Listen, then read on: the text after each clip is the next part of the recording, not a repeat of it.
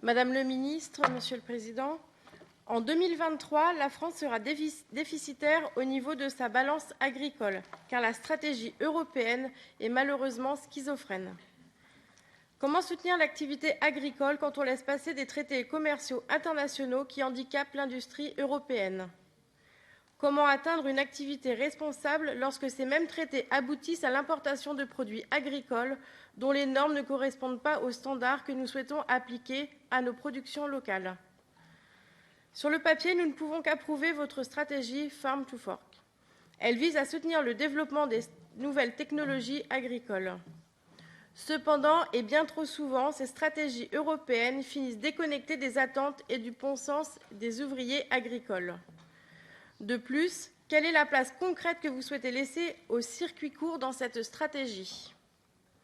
De l'avis d'une majorité d'agriculteurs, les circuits courts sont aujourd'hui le meilleur moyen de limiter au maximum l'empreinte carbone de la circulation des produits. De plus, ils favorisent les identités culturelles et culinaires locales, menacées par les traités de libre-échange. Mais surtout, seuls les circuits courts permettent aujourd'hui à de nombreux agriculteurs de survivre. La France restera une victime des stratégies agricoles tant que sa particularité ne sera pas prise en compte. Par exemple, les pratiques de rétention d'eau sont pointées du doigt par des militants écologistes. Pourtant, on sait par le Conseil général de l'environnement et du développement durable que l'agriculture en France ne consomme que moins de 3% de l'eau qui tombe. C'est l'une des conséquences du progrès technique.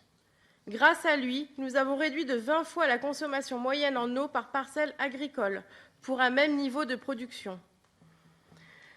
Nous ne pouvons pas traiter ce secteur d'activité comme tous les autres. Ce secteur meurt des contradictions de l'Union européenne.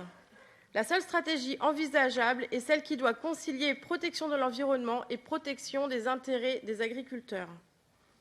Cette stratégie passe par une affirmation de notre souveraineté alimentaire et industrielle.